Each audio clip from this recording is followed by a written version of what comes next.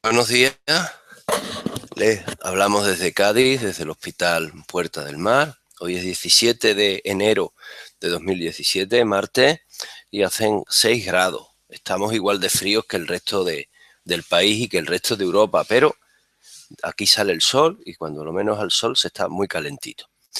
La sesión de hoy va a estar a cargo de la doctora Cristina Collante, que nos va a hacer un repaso general del estado del arte en el pioderma gangrenoso, en esta difícil enfermedad, tanto de diagnóstico como de tratamiento. Adelante, Cristina, y muchas gracias. Muchas gracias, Mario. Y efectivamente, esta mañana vamos a dedicarla al pioderma gangrenoso. Comenzaremos diciendo que el pioderma gangrenoso se trata de una rara dermatosis neutrofílica caracterizada por la aparición de úlceras dolorosas, sobre todo en las zonas pretibiales.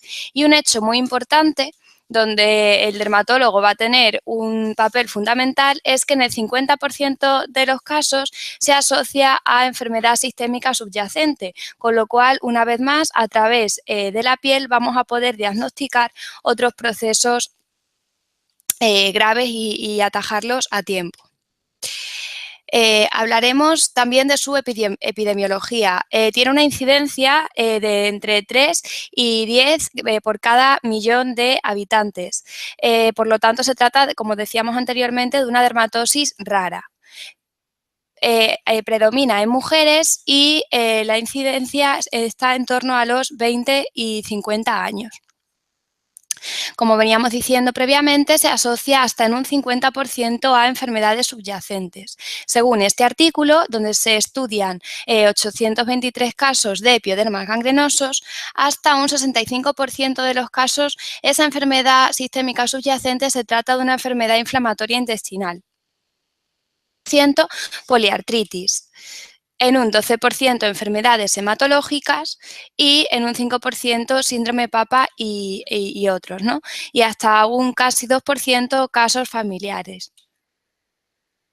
Bueno, ¿cómo comienza esta enfermedad? Generalmente suele aparecer, y está descrito así en los libros, como una pústula milimétrica sobre una base eritematosa, aunque también puede aparecer como un nódulo eritematoso o como una pequeña ampolla sobre un borde violáceo. Comienza de esta manera y posteriormente va evolucionando como una lesión ulcerativa que va a crecer hacia la periferia y la característica fundamental con respecto a su sintomatología es que es una úlcera muy dolorosa. Muchas veces no nos concuerda lo dolorosa que es con su pequeño tamaño. Existen múltiples formas clínicas que las vamos a repasar posteriormente y va a curar de forma característica formando cicatrices cribiformes, cicatrices que simulan la superficie del hueso etmoides. En cuanto a su localización, lo más frecuente es que aparezca en las zonas pretibiales, en los miembros inferiores, pero ello no quita para que lo encontremos en otras localizaciones, como puede ser la mucosa oral, cuando se asocia a la enfermedad inflamatoria intestinal o sobre cicatrices de cirugías o a nivel periostomal, como se ve en la imagen A y en la imagen B. No podemos olvidar el fenómeno de patergia que presenta esta entidad, una de esas entidades que va a presentar un fenómeno de patergia, es decir, la aparición de pústulas o pequeñas pápulas frente a un microtraumatismo, debido a una hipersensibilidad no específica de la piel. En cuanto a sus formas clínicas, vamos a encontrar las siguientes. El pioderma gangrenoso en su forma clásica o ulcerativa. Veamos que se caracteriza por fundamentalmente este borde eritematoviolaceo, característicamente sobrelevado y tiene un fondo irregular, un fondo que en ocasiones, como se ve en esta otra imagen, va a tener una sudación seropurulenta. La forma del pioderma gangrenoso es su forma superficial, que vamos a poder tratar con tratamientos menos agresivos y va a ser relativamente fácil de manejar con tratamientos tópicos. Otra forma es la forma vesículo-bullosa, que se caracteriza por la aparición de ampollas y pequeñas vesículas. Es de señalar que esta forma se ha asociado sobre todo a enfermedades hematológicas. La forma vegetativa, que bueno, pues parece que los libros se ha descrito como menos dolorosa que las formas anteriores. Y la forma pustular, que se caracteriza por la aparición de múltiples pústulas de diferentes tamaños y que en este caso suele estar más asociada a la enfermedad inflamatoria intestinal. En cuanto a su fisiopatología, bueno, pues es multifactorial. Vamos a encontrar una disfunción del neutrófilo, vamos a encontrar una alteración en los mediadores de la inflamación y vamos a encontrar una predisposición genética. En cuanto a la disfunción de los neutrófilos, pues bueno, va a haber una alteración en la quimiotaxis, en la migración, en la fagocitosis y, por tanto, en la capacidad bactericida de estos neutrófilos. Se han descrito oscilaciones caóticas en el metabolismo del propio neutrófilo y, bueno, el pioderma gangrenoso se asocia con la enfermedad inflamatoria intestinal, donde tanto en las biopsias como en las heces se han encontrado neutrófilos disfuncionales. En la psoriasis también existe, bueno, en la psoriasis y en la artritis reumatoide existen alteraciones también en la quimiotaxis y el pioderma gangrenoso también se ha asociado a paraproteinemias, concretamente cuando el pico monoclonal se asocia a la IgA, que concretamente esta inmunoglobulina está asociada a una alteración en la quimiotaxis.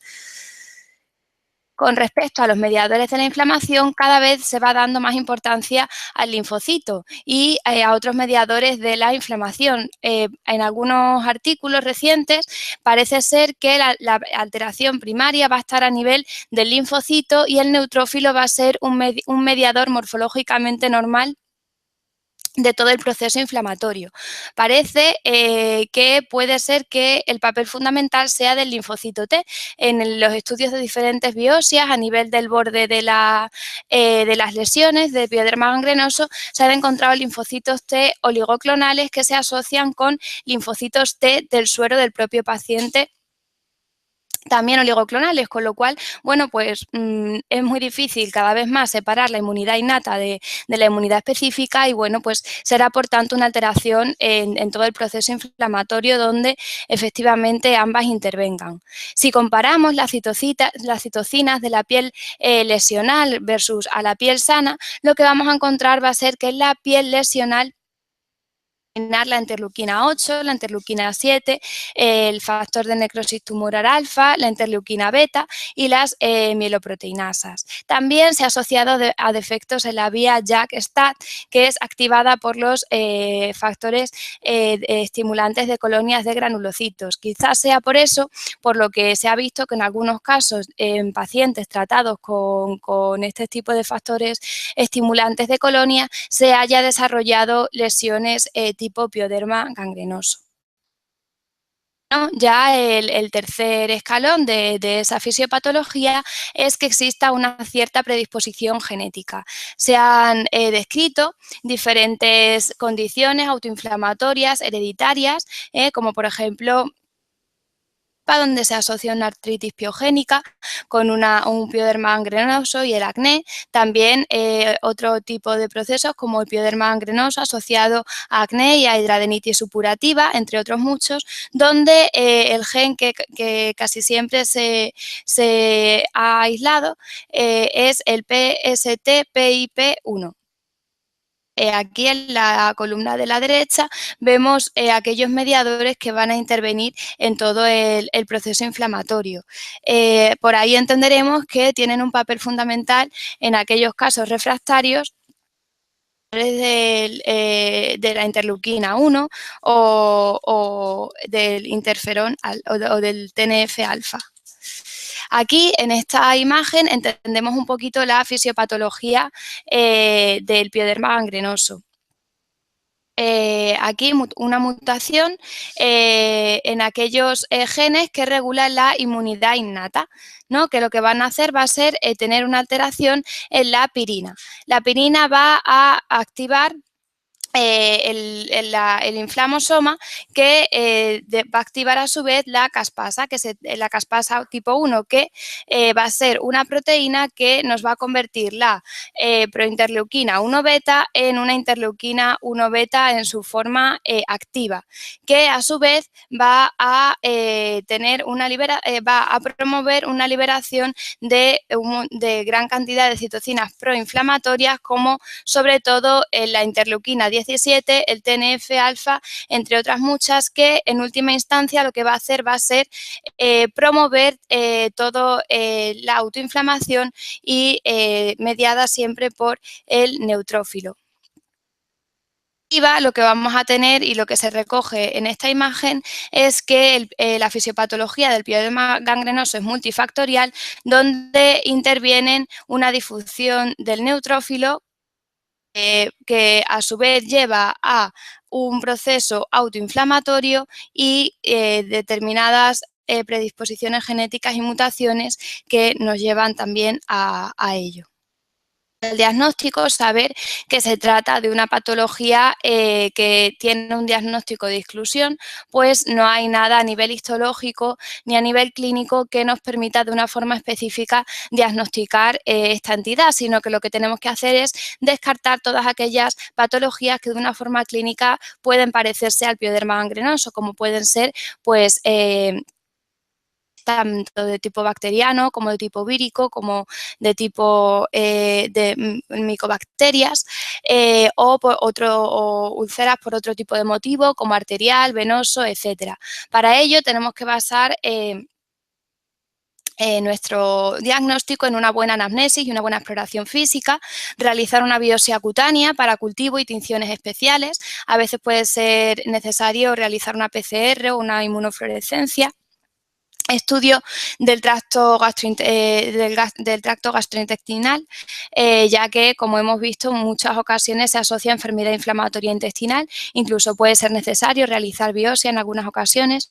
Estudios hematológicos, fundamentalmente de forma inicial se puede hacer un estudio en sangre periférica y después, si fuese necesario, pues incluso una biopsia de médula ósea, realizar siempre una serología, un proteinograma, y un estudio de autoinmunidad, ¿no?, que incluye a los ANA, los ANCA y los antifosfolípidos, radiografía de tórax y una analítica de orina. Con todo ello, pues bueno, podríamos orientar un poco nuestro diagnóstico, y una vez que siempre hayamos descartado el resto de los diagnósticos diferenciales, podremos entonces realizar un diagnóstico de exclusión de pioderma gangrenoso. Con respecto al tratamiento, bueno, pues es muy importante tener en cuenta los cuidados generales. En cada visita es muy importante medir tanto la profundidad como el largo como el ancho de la herida, para ir viendo efectivamente si va creciendo o si por contra va curando. El componente inflamatorio se va a determinar por ese reborde sobrelevado eritematoviolacio del que hablábamos anteriormente. Ello va a ser signo de actividad, cuando ese reborde está sobrelevado y con ese color característico eritematoviolacio. Es muy importante la toma de cultivos, y en caso de que exista linfangitis o signos de infección de la piel circundante, asociar antibióticos. Vendajes oclusivos, los más recomendados son los hidrocoloides, y es muy importante no desbridar debido a ese fenómeno de patergia que puede empeorar la enfermedad. Incluso no se ha recomendado el tratamiento quirúrgico, pues puede empeorarlo. También es importante el cuidado de la piel circundante con cremas barreras tipo, por ejemplo, pasta óxido de zinc. Con respecto a los agentes tópicos, pues bueno, son recomendables, como decíamos al inicio de la presentación, en aquellas formas superficiales, cuando las úlceras son pequeñas, o en las formas de pústulas o nódulos. Se han tratado con corticoides tópicos de alta potencia y también con inhibidores de la calcinurina. Con respecto al tratamiento sistémico, pues bueno, no existen tampoco, digamos, unas pautas regladas, pero sí que es verdad que de forma clásica se han tratado con corticoides sistémicos a dosis de 1-2 miligramos kilogramo día. Es muy característica que exista una mejoría en los 2-3 primeros días de tratamiento. Ello pues sugiere bastante que se trate de un pioderma gangrenoso. Otro tratamiento que bueno, pues que muchas veces se ha asociado debido a que tampoco podemos estar largos periodos de tiempo con corticoides a altas dosis, es la ciclosporina, sabiendo, bueno, que inicialmente necesitamos un hemograma con una bioquímica que nos controle fundamentalmente la función renal y pues es un fármaco con el que el dermatólogo está muy familiarizado y sabe pues todos sus efectos secundarios como la nefrotoxicidad, la toxicidad hepática, la hipertensión, la hiperplasia gengival, entre otras. Tratamiento que también se ha asociado con el pioderma gangrenoso es la talidomida. Saber, bueno, que es necesario hacer previamente un test de embarazo en mujeres en edad reproductiva y un hemograma inicial. Y bueno, pues todos sus efectos secundarios, fundamentalmente el alto coste y una neuropatía periférica que puede llegar a ser irreversible. También se ha asociado, sobre todo, asociado a otras terapias y, bueno, pues también es un fármaco que conocemos bastante bien desde el punto de vista dermatológico. También se ha tratado con tacrolimus, azatioprina, entre otros, micofenolato de mofetilo, la ciclofosfamida y las inmunoglobulinas a dosis inmunomoduladoras. También la dapsona y aféresis de granulocitos. Y luego, bueno, pues también hay casos descritos con inhibidores del TNF-alfa, como el infliximab, el adalimumab y el etanercept. Y ya para acabar esta diapositiva, que me parece bastante interesante, ya que cuenta un poco desde el punto de vista de los diferentes expertos, clasificar las diferentes terapias para las cuales se ha utilizado para el tratamiento del pioderma gangrenoso desde un punto de vista de seguridad, de eficacia y de coste. Desde un punto de vista de seguridad, en el número 1 tenemos la aféresis de granulocitos y en el número 2, por ejemplo, el tratamiento con inmunoglobulinas. Desde un punto de vista de eficacia, la prednisona, quizá porque sea un tratamiento que conseguimos una curación relativamente rápida. En un segundo puesto, el infliximab. Y con respecto al coste, pues bueno, de menos caro a más caro, en el primer lugar tenemos la prednisona y en el segundo lugar el metotrexato. Y si aunamos estas tres características de los diferentes fármacos, este es un poco el esquema de tratamiento que nos sugiere este artículo. En un primer lugar tenemos la prednisona, en un segundo lugar la ciclosporina y en un tercer lugar el metotrexato, sobre todo como un fármaco para utilizar en coadyuvancia, ¿no? Asociado a otros fármacos. Y bueno, esto es de una forma rápida y sencilla un leve repaso sobre el pioderma gangrenoso y bueno, pues una entidad que a veces es difícil de diagnosticar y también difícil de tratar, pero que nos puede llevar hasta en un 50% de los casos a diagnosticar una enfermedad subyacente. Muchas gracias.